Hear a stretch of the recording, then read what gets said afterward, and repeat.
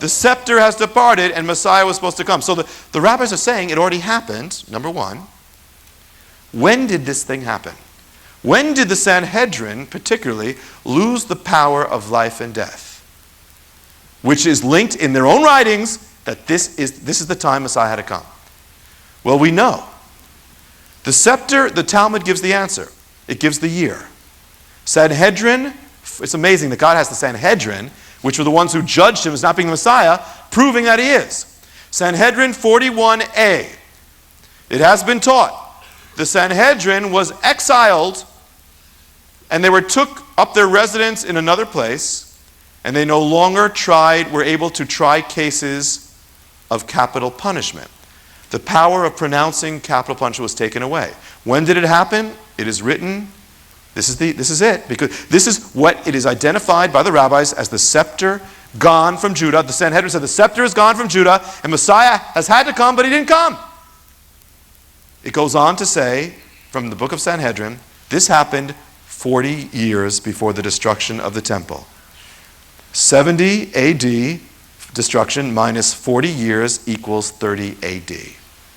The scepter departed from Judah, according to the rabbis, and they didn't think he came, and that's the year he came. Isn't it amazing? In all the years of human history, the Talmud declares Messiah has to come by 30 AD. All the years of history, 30 AD. And it just so happens that the same guy who happened to be born in Bethlehem, happened to become the central figure of human history, happened to become the light to the Gentiles. It just so happens he came to Jerusalem in the exact year and fulfilled his covenant of all the years of human history, 30 AD, the same year that the rabbi said the scepter has departed from Judah and Messiah has to come. Isn't that amazing? Hallelujah. It's a strange thing. Strange thing here. You know, this is, there are other things about that 40-year thing, but here is where they say it is the year of Messiah. But then the question is, as we bring this home, why are the rabbis still saying he hasn't come? If according to the scripture he had to have come, why are they saying he hasn't come if the scripture said he has to have come? Well, the rabbis even have an answer for that. And it's a really cool one. It's because it's commenting on themselves. It's amazing. It's on all of us. It's in the book of Sanhedrin again, 98a. It says this. Listen to this story. Rabbi Yehoshua ben Levi once found Elijah standing at the entrance of a cave, the cave of Rabbi Shimon ben Yochai. He asked him, "When will Messiah come?" Elijah answered, "Go ask him yourself." "Where does he sit?" Elijah answered, "He's at the entrance of the city. And by what sign will I recognize him? He is sitting among the poor, the lepers who suffer diseases, and with all them he heals them, he bandages them, and he unbandages them, each one by one." So he went, and he found the Messiah, according to the story, with the poor and with the lepers outside the gates, which is interesting in itself. Messiah is the one who's outside. And he said, "Shalom Aleichem, Rabbi and teacher," to the Messiah. "Shalom Aleichem, peace be to you," Messiah replied. "When will you come, Rabbi?" Messiah answered, "Today." The man returned to Elijah. Elijah said, "So, what did the Messiah say to you?" "Shalom Aleichem," he answered. By doing so, Elijah said he was trying to give you a promise of the world to come. He says, "No, Elijah, he spoke falsely. He lied to me. He said he'd come today, and he didn't come." Elijah answered, "No, what he said to you, today, if you hear his voice."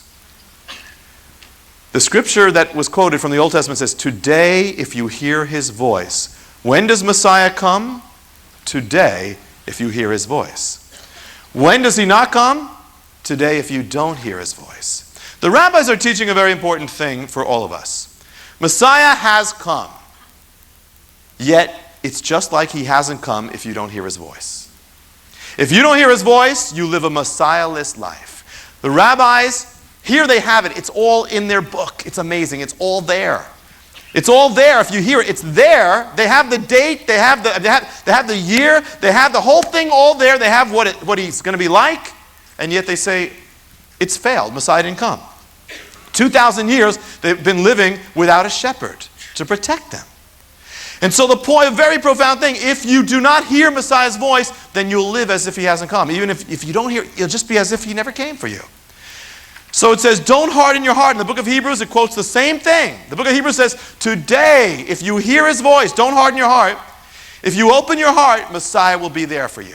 If you open your heart, it'll be as if the kingdom has come for you. If you don't open your heart, it'll be as if the kingdom has never come. Open your heart, and you will have the blessings of the age of Messiah. See, we declare Messiah has come. The rabbis even back that up. But that means we are living in the days of Messiah right now. The rabbis said when Messiah comes, it's going to be incredible. There's going to be peace. There's going to be joy. There's going to be healing. Well, we say Messiah has come. So you, therefore, have to be experiencing that peace and that joy and that victory. If you're not, it's because you're not listening.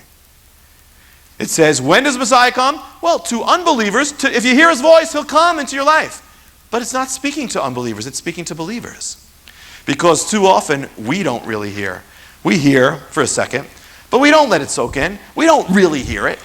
You know? You want to be blessed? You got to really hear it. Take in the word of Messiah. Just take one little scripture. Take one scripture. God is challenging you. Take one word of Messiah. Take it to heart. Let it change the old stone walls. Because even you who know Messiah can fall into a Messiah-less life. And many Christians are falling into a Messiah-less life. You wouldn't know they knew the Messiah. You wouldn't know the Messiah has come. You wouldn't know the one who's come who makes you rejoice. You wouldn't know it. You know, you hear the word every week, but too often we just hear it, goes in and out, and then we go on. You see the mistake? You can make a mistake for 2,000 years. Apply it. Let it change you. Take one word of Jesus. Take one word of Messiah and apply it this week. It'll change your life. Spend time in the Word. Don't end up like the man who said, hey, so many Christians running around saying, hey, it's not true. He's promised me this and I didn't get it. The Lord didn't answer my prayer. No, you haven't received it. You receive his word and God will bless you. God will bless you. You are to live in the kingdom now. There is a kingdom now. But you got to stop hardening the heart, stop being distracted by everything else, and listen to the voice of Messiah. He will speak to you. They said, he didn't come. But Messiah, Elijah in the story said, who's supposed to prepare people for a Messiah, he says, no, you don't understand. He's here. But you will find him not yesterday, not tomorrow, but today. If you will hear his voice. Not tomorrow. You're not going to hear it tomorrow. You can't plan on it. Not yesterday. Messiah. Let Messiah come. God says to his people, not just to the rabbis. He says to the Jewish people, he says to the rabbis, and he says to his people, let me come. Let me have my way. Because when you let Messiah come, I've learned that all God's promises are good. They're not the way we think they are, but they're all good and they're better, and he never fails. He never fails. And when you say yes to him, you always end up blessed. And when you say no, you always end up being not blessed. And so Messiah is saying, listen, the age of Messiah has come, live like it. But when does he come? He comes 40 years before the destruction of the temple, 30 AD. He comes. But when does he really come? He comes today. And all his blessings come today if you will hear his voice.